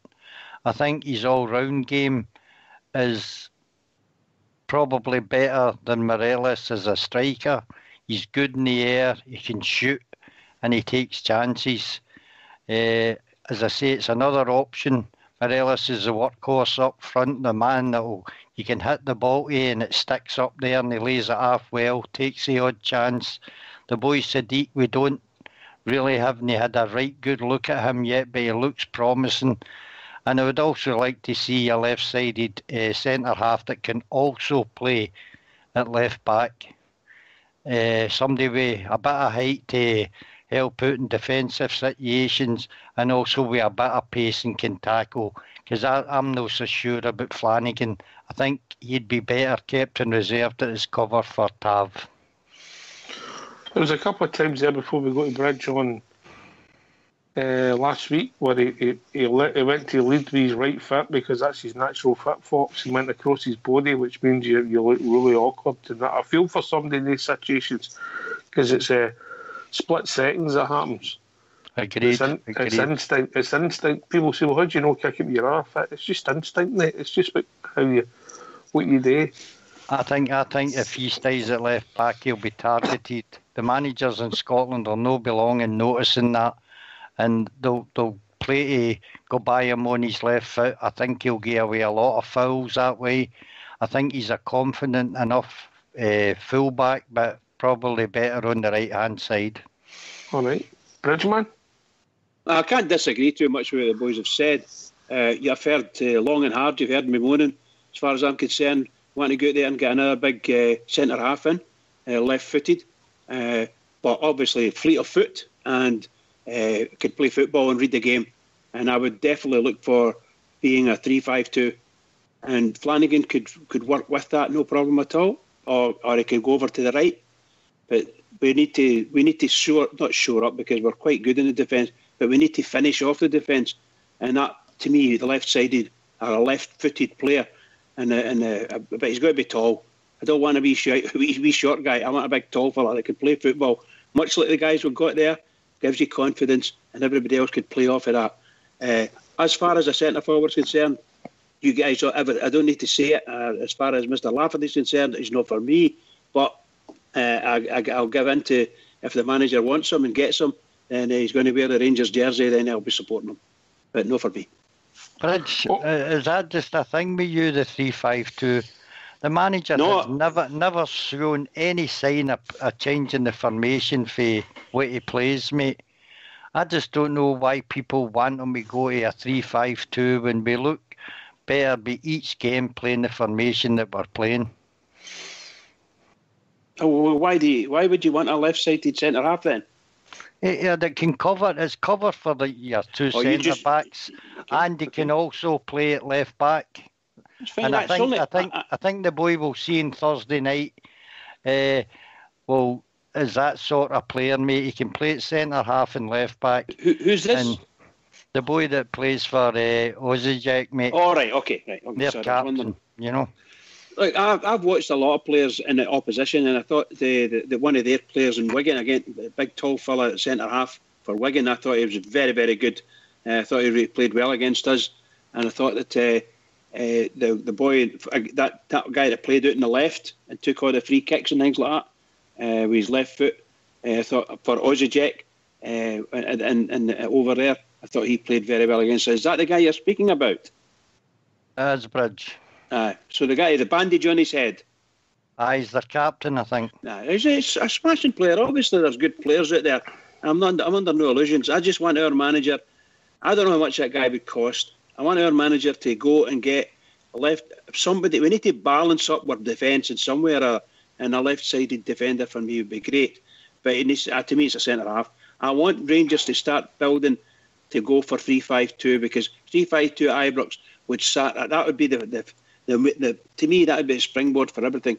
You've got a fantastic goalkeeper who's on form, and you've got a really good defenders at the moment there. Let's shore that up. Make sure that we have an absolute. We've got a castle in there. There's nobody's going to come in. No, it's going to be a fortress, and nobody's going to come to Ibrox and own us. We're going to own it. It's me. That's the way I look. Cushy. I think we need a central defender and a centre forward. I think with Morelos, we've not really seen Sadiq so far. It looked promising against Wigan when he came on, but that's not, that's not see what a player's like over a number of matches. So I think we certainly need to cover that in that position. Lafferty, for me, at 30 years of age, I think he's a better player than he was. I think he's matured a lot, and I think he would be decent cover for us in the centre forward position, regardless of the circumstances that he actually left us in. But that would have to be at the right price. The money that Hearts appear to be talking about in terms of £1 million, I wouldn't go near Lafferty for that type of money. So it would have to. No way you can sign him for nothing in a few weeks, mate. Well, so $1 million. Yeah, I mean £1 million, absolutely no chance. So I wouldn't do that. I think. Do you think you'll be a Rangers player by the end of the week, mate? I think we will. I think we'll probably come to an agreement if Hearts don't want to play funny buggers. They've done it with. They've done it with us in the past. With Walker. Asking £1 million and then 6 months later selling him for 300k. If they do that again, then obviously we're not going to get them. But if they can have sorted themselves out this time, I think there's a potential for us to actually sign him, and I think he'd be a decent backup signing for us. I certainly wouldn't replace Morelos for Lafferty, but I think it would be decent in the long run for us, given the fact that we are pinning an awful lot of hope on Sadiq being a good player as we all hope he's going to be. What was your first impressions, mate, of Sadiq? Cushy? He looks a really unorthodox but really entertaining. It could be a really entertaining player for us. I think he's a type of player I think that the fans would really, really take to really quickly. Particularly if he gets off to a flyer when he's on. The issue I think is the way that we're playing, and maybe this is the guys just touched on it with a conversation about a 3-5-2 formation. If we're going to play Morelos up front with two wingers, where does Sadiq fit into that? Well, frankly, he doesn't. So if he's only going to get a game every so often, he's not going to get match fit, and we're not going to see the best out of him. The only way I see that we are going to see the best out of someone like Sadiq is actually playing up front with Morelos. And the only way you're either going to go 4-4-2 or you're going to go and drop one of your wingers, or that's going to be a 3-5-2 formation. Given the fact that we're in for that Keane Bryan, who's a left-sided central defender, and it all fell through. I've got a sneaking suspicion that Gerrard does fancy a 3-5-2 formation that can drop back to 5-3-2 if he wants to, and then we would have two up front in terms of Sadiq and Morelos. But I worry that we're going to do another Jason Cummings and basically bring a guy in, not give him any game time, expect him to work miracles when he does come on the park, and he's not actually played any games. Did you want to come in there, mate, before we go to Mount Vernon? Can I come in? Your bridge. Right. There you go, mate. It's just to say, no, it was just to say that, Cushy's talking a lot of sense there, but when it comes to this guy over at Hearts, it's not just that him. The way the Rangers are treated. You go back to what we did with that boy Walker. You go to Aberdeen, and it was the boy McLean we were after there. And these clubs and Hibs with Scott Allen, these clubs don't want to do business with Rangers at all. That's why they come away with these ridiculous, in my opinion, ridiculous amounts of money. They know fine well that that boy, his age, and the amount of months he's got left in his contract, There's no way in this earth is he going to get they're going to get £1 million for him, but they're going to ask for it and they're going to hold out for it, and they're the ones that are going to upset the player, not Rangers. Rangers have put a bid in of 200,000. As far as I'm concerned, I don't want them to bid for him, obviously, and I don't think they should go any higher than that. Let's see what Hearts do. If Hearts want to sell him, then they can sell him, and Rangers could pick him up. But I like you said there, Oxty, as far as I'm concerned, get him on a free, I'm happy, but I wouldn't give a Scottish club not one penny, nothing. That's disgraceful what they're doing. They're entitled to do it, mate. I mean, Hearts cut off their nose to spite their face with Walker. Absolutely, I understand that. I'm saying that's up to them, but that's just nonsense. It's just utter nonsense.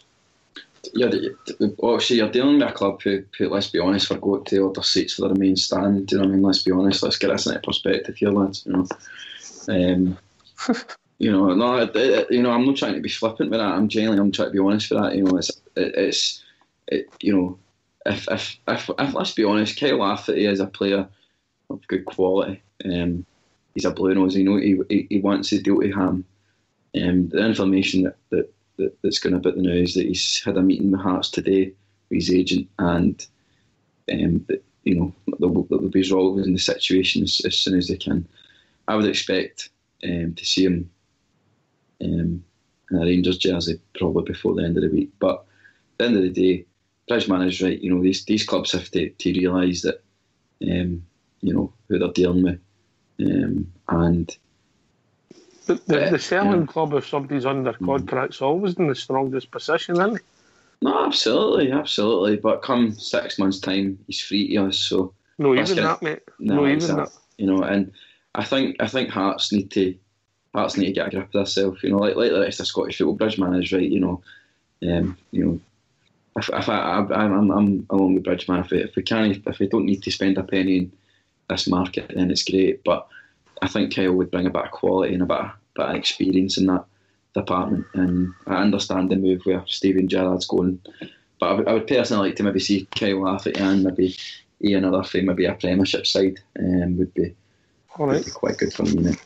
I've had a message from somebody that we're potentially also looking at Chris Cadden at Murrable, who I believe is a left-sided centre-half. God. I don't know if it would be my first choice, but Blue Shadow.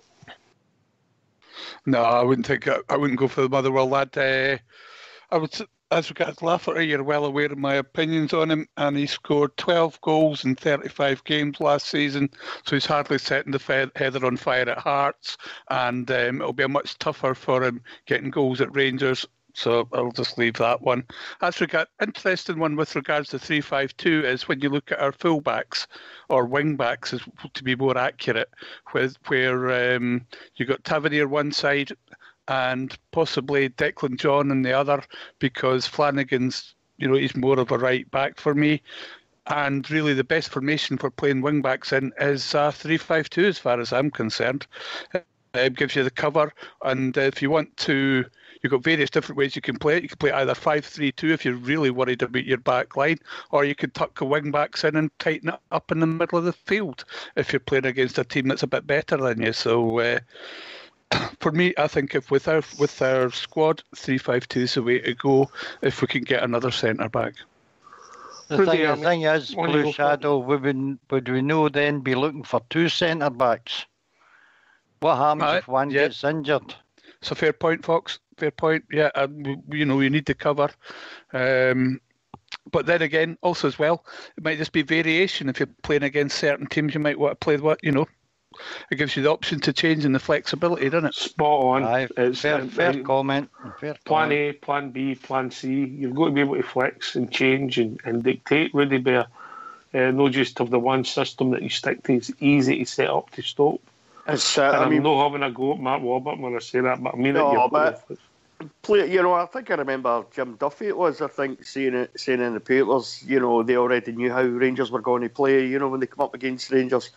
And that went on for quite a long time, especially under Pedro as well. I mean, it wasn't just Mark Warburton, but for me, they've made it obvious they want another centre-back. The Jake Hooper thing for Millwall, I think Millwall have made the point he's no for sale, so they obviously rate the boy. So that seems to have went a bit cold. Then we've went in for the boy at Man City. I don't know if rumours are true or not, but apparently he failed a medical. It was a hip problem. If that's true or not, I don't really know. So they're making it obvious that they're looking for another centre-back, and I don't think it is. I don't think Steven Gerrard would play a 3-5-2. I don't think that's why. I think we need cover in there. You know, the boy Bradley's not ready. Aidan Wilson's a good young player for me as well, but I don't know if you could depend on him in a long, hard season of Scottish football. You know, you get injuries, suspensions and stuff like that, you know. Goldson gets all the plaudits as far as centre-backs goes just now. But the boy Katic for me is getting better and better game by game. I'd really like the look of that boy as well, you know. If we could get another centre-back, you know, that kind of level, the level that Katic and Goldson seem to be playing at just now, I think we'd be really strong in defence. We really would be, you know. But it wouldn't be for a 3-5-2 for me. It'd be for the, you know, cover for the two who would be starting most weeks. Where I'd imagine it'd be Katic and Goldson for me. As far as up front goes, you still need another striker. Would you take Lafferty for, say, let's just say £400,000 if that was the agreed fee? Aye. Would you take him as cover, mate, and improve our squad? Would that do it for you? I certainly wouldn't pay £1 million for him, No. But 400 grand, aye. I mean, he's got months left in his contract. Well, he's got months until, like, you know, you could sign him. So for me, you know, £1 million, Hearts they're just playing silly buggers as far as I'm concerned. I mean, they've done the same with a boy who went to Wigan, didn't they? And then I think he ended up going down there for about 300,000, as Cushy was saying, you know. So ridiculous. I mean, Kilmarnock were the same with that wee winger. What's his name? Is it Jordan? Anyway, Jordan Jones. They did the same with him and all. £1 million. Yeah, that boy's done absolutely nothing in football, and they're talking about him being £1 million. Like, what a load of garbage that was and all. It's just idiotic, you know, the stuff that goes on in Scottish football as far as, you know, Rangers getting in for players are concerned. I sort of see where Bridge is coming from. He doesn't want to get anybody in Scottish football money. I can totally understand that, you know. But for me, there is good players in Scotland, you know. I mean, there's been... I don't know if you've seen the thing, is it the boy McKenna at Aberdeen? Their chairman came out and said they wanted 10 million for him. I don't know. I think he must have been on something, you know, when he came out with that garbage. But for me, we certainly need another centre-back, and we still need another striker over there. Big Ulster, if you get anybody in mind to sign?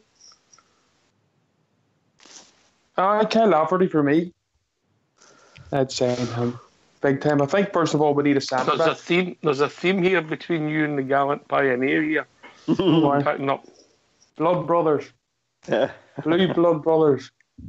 No, I would go for a centre-back because Gerrard's already been looking for that, and you can see why. No offence to the guy Bradley. I think he could be a good player, but at the minute he's just not ready. I think that's why we need definitely cover there. That's why Gerrard's looking at, because when the two guys aren't playing together, there was weaknesses there in the first half. Definitely a wee bit of nerves from the young fella, but that'll change. He'll come good eventually, I'm sure. Midfield, I still think we need a creative midfielder. It's still like one if we have the money there at the right price. Ulster, Stephen Davis. Yes. Yeah. 100%. You know that, Annie. I've said that before. Everybody would know. There's a theme here. Are you wanting Will Grigg in as well? No. He's been extinguished. Tom Miller already said that. What about the boy for West Brom? Centre half for West Brom, it's been freed. Macaulay, will we take him as well? Might as well take the full lot, eh? I think he's a bit too old, to be honest. All right, okay. But Lafferty, I think, is a better player than the player that left. I think he's more mature. He was immature. He made stupid decisions at the time. We'll not go into them. But silly decisions, which he now regrets and has regretted for a long time. And at that stage, for Northern Ireland, David Healy, he was always under David Healy's shadow. David Healy was the man for Northern Ireland. Kyle Lafferty was an up-and-coming striker at the time. David Healy since has went, and we panicked because that was our goal scorer, our record goal scorer. Nobody else was there to score the goals. Kyle Lafferty then stepped up to the plate, got us goals to get us into the Euros, along with the team who played well. He scored the main goals for us to get us there to the tournament. And then the World Cup as well, the qualifiers, he had a fantastic campaign, and we just missed out by a single goal, a single penalty. And I think last season he scored 18 goals in all for Hearts. And I think he's done pretty well. I think, yes, he'll not lead your attack, but if you get him for 400 grand, say, or maybe a wee bit more, not too much more, I think it'd be a cracking option for us to have. Plus, he's a winner. He knows what it's like. He's won titles with Rangers. He can come in straight away and show his medals off that a lot of the team at the minute in the squad don't have. So I think if you have him as an option for the right price, it'd be a good buy for the club. All right. If there's people having any doubt whether Lafferty can score, have a look at his misses, mate. We've always got to lower the tone, ain't we? Always got to lower the tone. Absolutely disgraceful. There's ladies listening to this show, Fox. But you've got a point. You've got a point. Dear. Can we see one of these players being a lone player? Oh, I think we've got enough personally, mate. But I'll come back to that. I'll come back to that, Blue. But I'm just going to ask a wee quick poll, because polls seem to be the thing, and it's just a simple yes or no. Would you sign Lafferty? Yes or no? We poll Facebook, in the lobby, just to see what the people are thinking. On you go, Blue Shadow. What were you saying? Well, do you want to answer the Lafferty question first? On you go, mate. No. When they sign him, as I said before, and it's quite simple reason is this daffodil, as George used to say, call him the daffodil, because he doesn't turn up till March. Don't think we can afford to have that, and I think it'll be bad for the squad. I think one of them will end up a lone player. I think it'll be one of them. It'll either be that, possibly be the striker, and it'll be either that Solanke, or there was some other player that we were looking at that was a young striker from Liverpool as well. All right, and what we got on loan? We've got the Koulibaly, but rumours have surfaced in the last few days in some of the forums that we've got an agreement out to buy him if it goes well. So Koulibaly's on loan. Who else is on loan? Sadiq. All right. Ken. Yeah. The boy for Liverpool. Arija or something. What was his name? Arija. That's 4. Ajira. Sorry.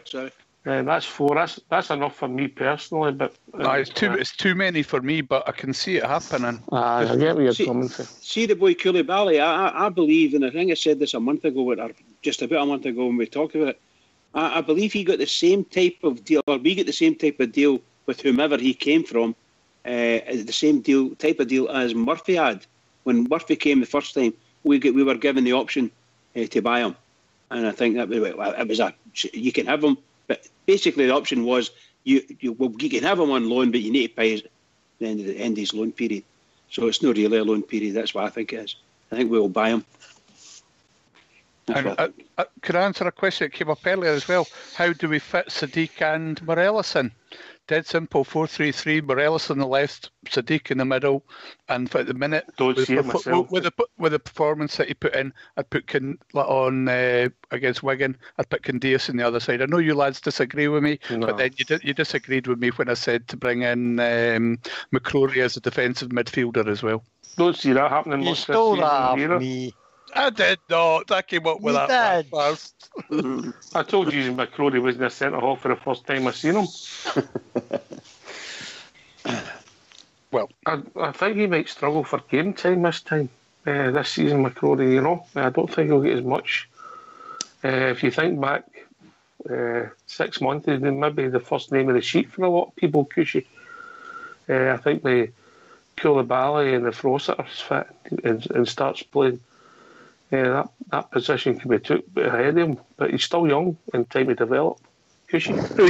He's still young, but I agree with you. I'm a little bit worried about Ross McCrory in terms of how much game time he's going to get this year. If the last couple of performances are of what we're going to suit him, because I don't think they were particularly good.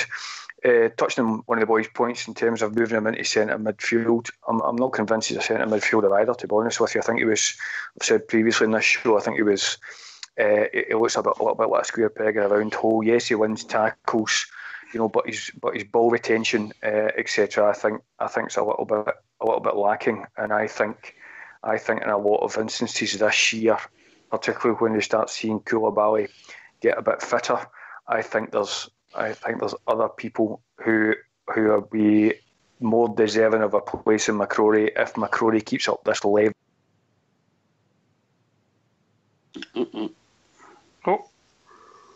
Oh, we hit. You might hit. Oh, we've lost him completely. Yeah. I think Coley, I don't know what's going on with this Skype. I'm never using it again. Oh no, you might have got a friend's request, mate. Because no, you is that friends. You felt quite lonely. It may be your missus. No. It was his missus. Trust me. Carry on, Kishy. Sorry, yeah, but I think if he keeps up this level of performance, I think he's going to struggle to hold down a first team place. I like the boy, and he done us a service last year when he was pushed into central midfield because our defence at that time really needed help. But I don't feel this defence that we've got at the moment needs as much help. And what he's actually bringing to the game. I'm looking at it and thinking I just don't see this. I think there's other people who are potentially better players in that position. Sorry. I don't necessarily think it'd be a bad thing for him to sit out, some games this season. I think we played him way too much last season. I think we put a lot on his young shoulders simply because of how bad our defence was last season. Hopefully it doesn't look like it. The defence is certainly no shaping up like they're going to be as bad as the defence last season. No, that doesn't say much, to be honest. But we put a lot on that boy's shoulders for a young player last year. We played him in that CDM position, and we expected a lot of him because we did think there was a player in there, So for to take some of that pressure off his shoulders, and say to him, look, son, you're not going to play every game. There's other midfielders here. It'll be horses for courses. It depends what the formation is, who we're playing, stuff like that. You might have to sit some games out. I don't think that'd necessarily be a bad thing. No, certainly I think it would help him develop, working alongside other players and just sitting some of it out, taking some of the pressure off his shoulders. Because I don't think anybody gives the boy enough credit for the amount of pressure. How young he is, as well. And how young a player. I can see him playing it right back for our club eventually. Bridgman, you were coming in there. I was just going to say that, like young McCrory there, I think he's a midfielder. And we've got, shall we say, 6 midfielders there, maybe 7. All of them will get game time because midfielders are going to get knocks and they're going to do everything, So I think through the season he'll get plenty of game time. But when he gets to game time, he needs to make sure he does it right. And some of the wee daft things that we've spoke about what he does and how he gets himself about out of the park and he gets a wee knock here and there. But he just needs to calm down and watch the guys run about him and play alongside them. And that would be the same goes for young Doherty if he gets his chance. But I think Rudy's right. That you look at him and you watch him playing and you think to yourself, there's something not quite right there.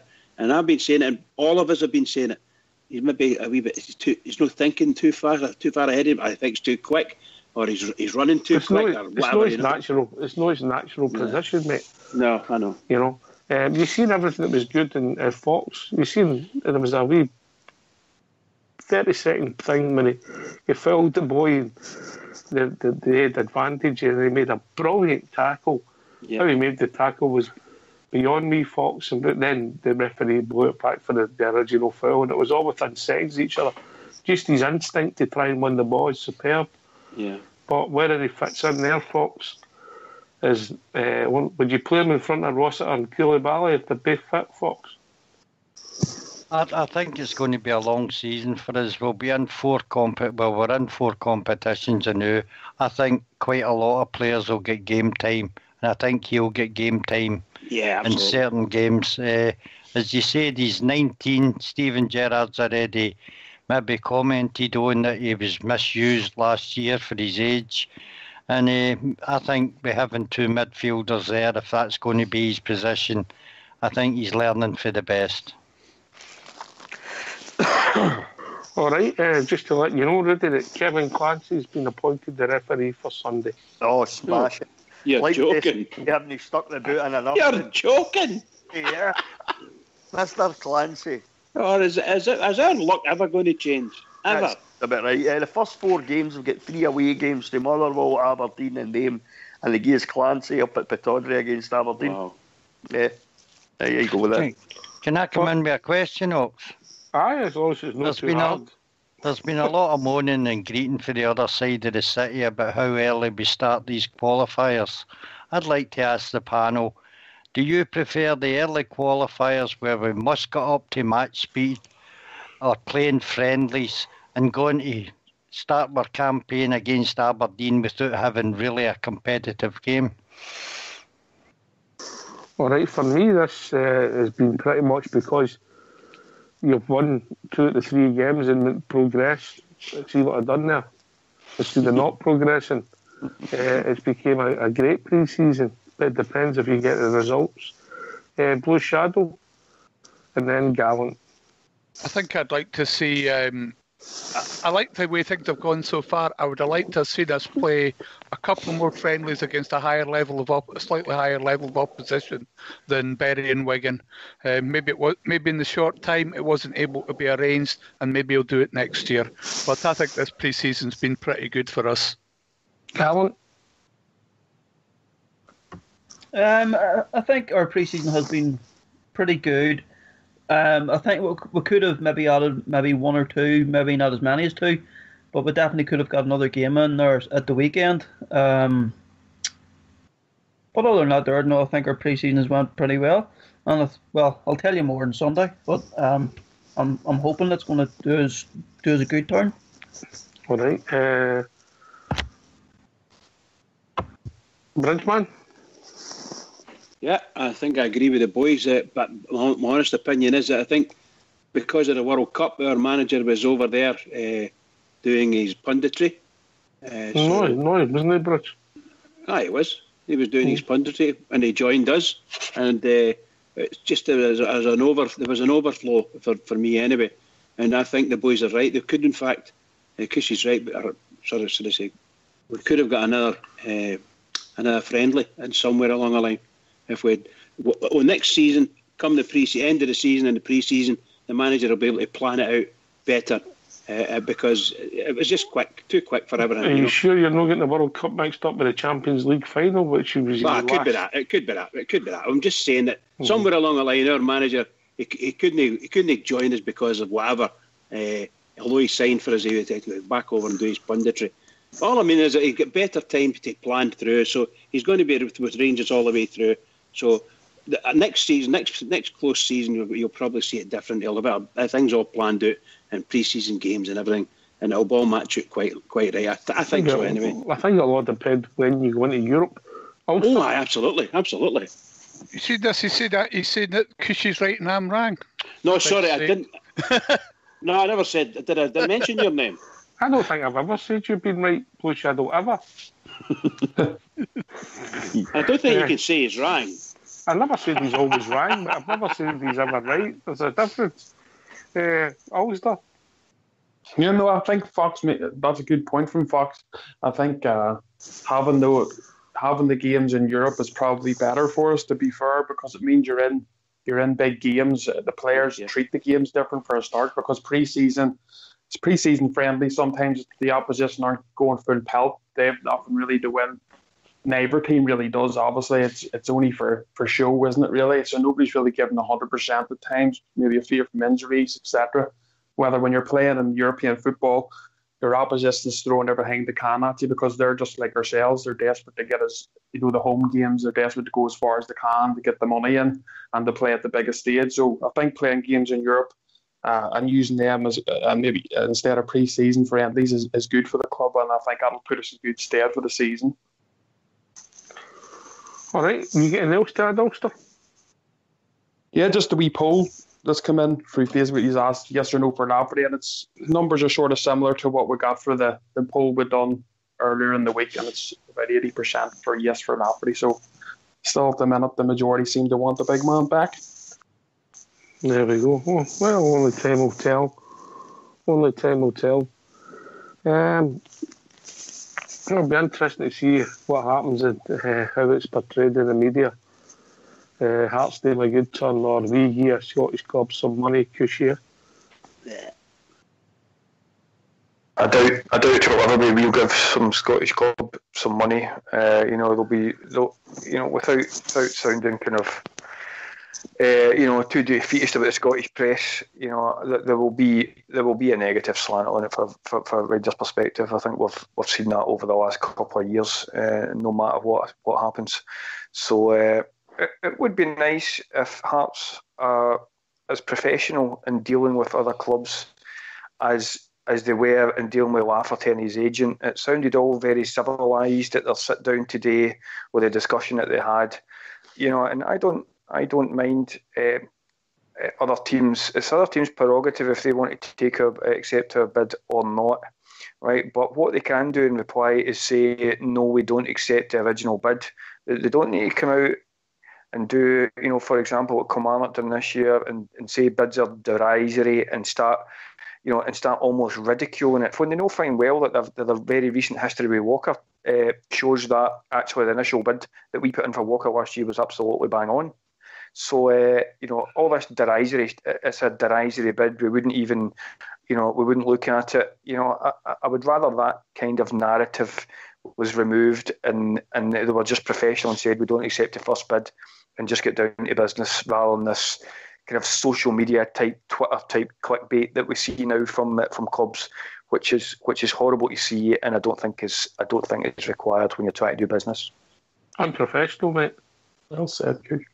Yeah, it's massive unprofessional, but everybody seems to want their 5 minutes of fame nowadays, and the papers love it, to put it into their digital media, get their clickbait, and get everybody, on the same narrative that Rangers are. What was it Chris Boyd said last year? Rangers are upsetting every team in Scotland, or words to that effect. And it's just an absolute nonsense. We're doing business exactly the way everybody else does business. And for clubs to come out and use the language that they do in relation to what appear to be only our bids, I just think is as you say, hugely unprofessional. And it's time. That boy Jones, he's went to Real Madrid, didn't he? By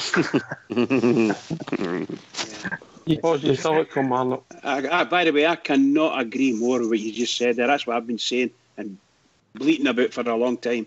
These teams absolutely hate us. Simple as that. Anyway, they hate us. You keep that blood pressure down, mate, and give us your last words. Oh, can I just say, marvellous night tonight. Wonderful, great discussions. Thoroughly enjoyed it. And to all the Rangers fans all over the world, and particularly Rangers fans on here, on Rangers Radio, every single one of us, keep it going for the Rangers because the Rangers need us. Keep it going. Can I thank everybody for joining us? Bridge, Cushy, Fox, Gallant, Blue Shadow, Rudy Bear, Big Ulster, and of course Mount Vernon. This has been Rangers Radio. We'll be back tomorrow night talking about all things Rangers between 9 and 11. Take it away, Fox.